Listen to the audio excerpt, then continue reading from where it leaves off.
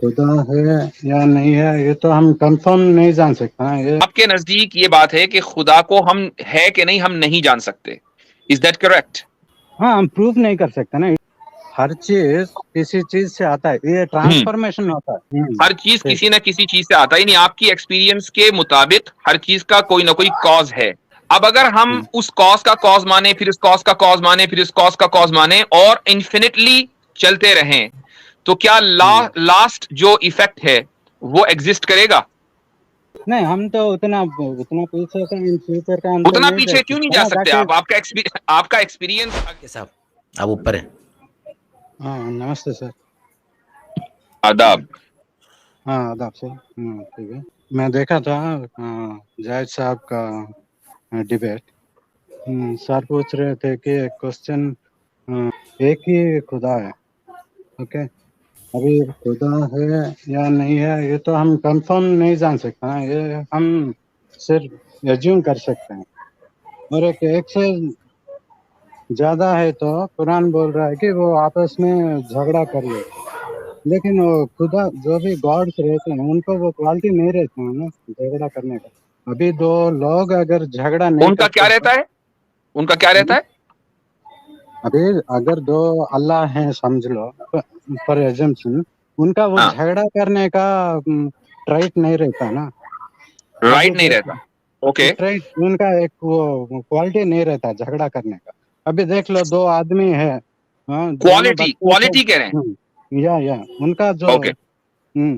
अभी देखो, दो आदमी है बचपन से मरने तक अगर फाइट नहीं किए तो उन दोनों में कुछ भी कॉन्फ्लिक्ट नहीं आया तो वो हम्म। लोग अल्लाह से भी बेहतर हो गए ना।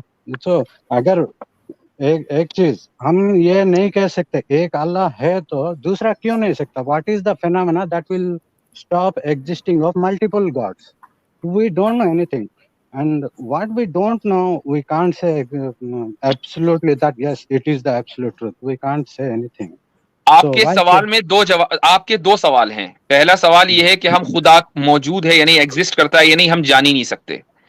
आपका पहला क्वेश्चन तो ये है, और दूसरा क्वेश्चन ये है कि अगर है तो दो भी हो सकते हैं, एक का होना जरूरी नहीं है। एम आई या करेक्ट? दूसरा क्वेश्चन एक्चुअली मल्टीपल क्वेश्चन। दूसरा क्वेश्चन आपने सही बोला। फर्स्ट क्वेश्चन अगर खुदा है नहीं है, वो सिर्फ एथिस्ट लोग सोचते हैं कि नहीं है। नहीं, सबसे पहले पहले क्वेश्चन को लेंगे ना। आपके नजदीक ये बात है कि खुदा को हम है कि नहीं हम नहीं जान सकते, इज दैट करेक्ट? हाँ, हम प्रूफ नहीं कर सकते ना। It is only our because ठीक है, अब इसी पर रुक जाइए। नहीं जैद साहब आप कोई इस पर नहीं, मुझे जवाब देना फर्स्ट क्वेश्चन चाहें? नहीं नहीं करवाना नहीं, है। सेकंड नहीं नहीं, सेकंड क्वेश्चन वही तो असल है, वही तो असल है। ठीक है, आप ठीक है। ये तो मान रहे हैं कि नहीं खुदा को जाना नहीं जा सकता, और हम डिबेट कर रहे हैं कि खुदा एक है या दो। भाई पहले ये मानेंगे ना कि खुदा को जाना जा सकता है या नहीं, हम पहले उसको साबित करेंगे, उसके बाद एक हाँ, पर ठीक आएंगे। जैद साहब आप अगर कुछ कहना चाहें। मुफ्ती साहब आप कंटिन्यू करिए। अच्छा जी, तो के साहब मुझे ये बताइए कि आप अगर किसी चीज को जानते हैं यकीनी तौर पर, तो आपके जानने का तरीका क्या है? थोड़ा सा उसका तारुफ करा दें। एक्सपीरियंशियली, बिकॉज अभी देखो, I am alive, I know this, I am experiencing it. तो आप सिर्फ एक्सपीरियंस के जरिए ये जानते हैं कि कोई चीज मौजूद है या नहीं है, राइट? देखिए, दो तरह होता है। नहीं नहीं, आपने भी एक्सपीरियंस का लफ्ज बोला, अब एक चीज पर रहिएगा, उसको दो तरह चार तरह नहीं कीजिएगा, एक ही चीज पर रहे कि आपका एक्सपीरियंस आपके लिए सोर्स ऑफ नॉलेज है। Am I correct? ठीक है। मुझे थोड़ा सा अपने एक्सपीरियंस की रोशनी में बताइएगा कि क्या आपने किसी चीज को खुद ब खुद पैदा होते हुए, मौजूद होते हुए देखा है? आपका एक्सपीरियंस क्या कहता है इस ताल्लुक से? नहीं, हर चीज किसी चीज से आता है, इसलिए नहीं, हर चीज किसी चीज से आता है। ये ट्रांसफॉर्मेशन होता है। अभी एक चीज ऐसा रहता है, तो हर रुक जाइए, let's go one by one. के साहब, let's go one by one. हर चीज किसी ना किसी चीज से आता है, नहीं आपकी एक्सपीरियंस के मुताबिक हर चीज का कोई ना कोई कॉज है, राइट? हाँ, ठीक है। उसका पहले कुछ होता है, बाद में कुछ होता है। ठीक है। अब अगर हम उस कॉज का कॉज माने, फिर उस कॉज का कॉज माने, फिर उस कॉज का कॉज माने और इन्फिनिटली चलते रहें, तो क्या लास्ट जो इफेक्ट है वो एग्जिस्ट करेगा? नहीं, हम तो उतना पीछे का इन फ्यूचर का हम तो उतना नहीं पीछे देख क्यों नहीं सकते जा ना, सकते ताकि आप? आपका एक्सपीरियंस अगर इतना सुपीरियर है कि आप अपने एक्सपीरियंस की बुनियाद पर खुदा को समझ सकते हैं, तो मैं आपके एक्सपीरियंस की रोशनी में पूछ रहा हूं कि बगैर अगर आप नहीं एक नहीं कॉज को मानते हैं, इफेक्ट का कोई कॉज मानते हैं और पीछे तक चले जाएं और इन्फिनिटली चलते रहें, तो क्या जो करंट इफेक्ट है वो एग्जिस्ट करेगा? आपका एक्सपीरियंस क्या कहता है इस ताल्लुक से? Be honest. नहीं, अभी देखो टाइम कैसे स्टार्ट हुआ, हाँ कैसे एंड होगा उनको नहीं अरे मालूम है, मुझे नहीं पता फिजिक्स को कैसे नहीं हुआ है, मैं मालूम। आपसे सिंपल सा सवाल किया है, उसका जवाब हाँ या ना में देने में क्या मसला है? सिंपल सा मैंने क्वेश्चन किया है। हाँ, इसको हाँ या ना में नहीं बोल सकते ना। क्यों नहीं बोल अभी सकते? हम देखो, तो बोलते हैं। नहीं नहीं अभी देखिए नहीं नहीं मैं बोल सकता हूं, आप क्या मैं बोलते बोल हैं, सकता हूं कि आपके अगर क्या बोल इन्फिनिटली कॉजेशन, अगर कॉजेलिटी इन्फिनिट होती तो जो करंट इफेक्ट है वो मौजूद ना होता। मैं बोलता हूं, देखिए इतनी जल्दी मैंने मुख्तसर सा बयान कर दिया, आप बता दें। नहीं, अभी देखिए हर चीज कभी ना कभी ऑलवेज एग्जिस्ट, कुछ ना कुछ तो हमेशा रहता है, नथिंग से कुछ भी नहीं होता। मैंने कब कहा है कि कोई कुछ भी मौजूद नहीं था? हम तो ये कहते हैं कि जो इटर्नल कॉज था वो हमेशा से मौजूद था। तो इटरनल कहाँ से आ गया?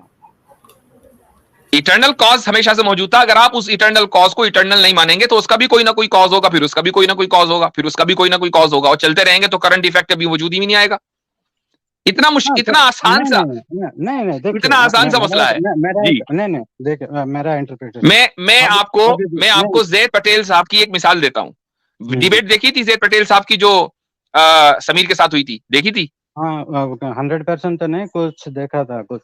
कितने परसेंट देखी थी? वो तो नहीं देखने बोल पर से सकता, देखा था कुछ हाँ, देखा था, कुछ हद तक देखा था। वो 45.5%। नो ऐसा कितने देखा था भाई, आप क्या देखा? पूछना चाहते हो मुझे? अच्छा, उसमें जैद साहब ने एक मिसाल दी थी कि क्या? अगर मान ले कोई सोल्जर को कमांडर ये हुक्म दे कि गोली चलाओ, पिछले वाले से पूछकर, तो वो पिछले वाले से पूछे कि गोली चला दूं, और पिछले वाला जो फौजी है वो पिछले वाले से पूछे, वो पिछले वाले से पूछे, और इस तरीके से वो इन्फिनिटली पूछते रहे, तो जो सबसे आगे खड़ा हुआ सोल्जर है वो कभी भी गोली चला ही नहीं पाएगा। कहीं ना कहीं से एक्चुअली आपको वो बिगिनिंग मैं माननी देखा था पड़ेगी, कहीं ना ना, कहीं से बिगिनिंग माननी पड़ेगी। नहीं वो तो मैं देखा था, वो एक्चुअली मुझे समझ में नहीं आया। तो अब आ गया, अभी वो अब आ गया, सोल्जर नहीं अब आ गया। अभी भी मुझे अगर वो सोल्जर सर्कल में खड़े हो तो एक के पीछे एक ऐसा है तो इसको क्योंकि इन्फिनिट साइकिल कहते हैं। इन्फिनिट साइकिल भी फैलेसी है। सर्कल का कैसे इन्फिनिट कह सकते हो वो सर्कल का? साइकिल यूं घूमता रहेगा ना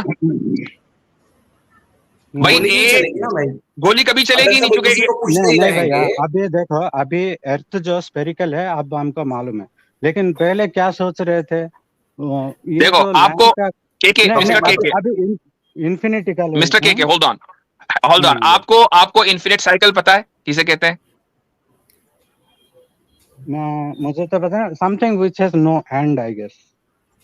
इन्फिनिट साइकिल को मैं मुख्तसर अल्फाज में बता देता हूं कि अगर ए डिपेंड करता है बी पर और बी डिपेंड करता है ए पर, ये इन्फिनिट साइकिल है। क्या ये पॉसिबल है? ये फैलेसी है कि नहीं है? क्या बोले? ए इक्वल टू बी, बी कुछ नहीं, ए डिपेंड्स ऐसा ऑन है बी। मिस्टर के you have to correct your basics. आप एक काम करें, let me advise you two things. आप जाइए गूगल पर जाइए और आप infinite cycle and look, listen to me, मेरा तो एक ये मिनट खामोश क्वेश्चन listen to me. मैं आपको म्यूट कर हाँ आप नहीं, सुन लीजिए, बात सुनो। सुने। आप गूगल पर जाइए और infinite cycle and infinite regress, इन दोनों के बारे में आप पढ़िए, ठीक है? और आप इसी तरीके से एक और चीज बता रहा हूं मैं आपको, Kalam cosmological argument, KALAM cosmological argument, ये भी आप पढ़िए, और उसके बाद फिर हमारे पास आइए, हमसे डिबेट कीजिए। मसला ये होता है कि हम लोगों को इतने नीचे उतर के डिबेट करनी पड़ती है, इतनी मोटी मोटी मिसालें भी यार आप लोगों को समझ में नहीं आती, क्या करें हम? फिर वो लोग हमें कहेंगे कि भाई बादाम वगैरह खाया करो, अखरोट खाया करो, हमारा दिमाग खराब हो जाता है। तो मैंने कल कहा था, मैंने कहा भाई बादाम अखरोट की जिम्मेदारी भी वो उम्मती को लेनी पड़ेगी, इतने बादाम अखरोट हमें खाने पड़ेंगे क्योंकि इतना दर्द सर होता है, तो उम्मत ही जिम्मेदारी लेगी फिर। चलें के चले साथ अगले कॉलर को ले लीजिए।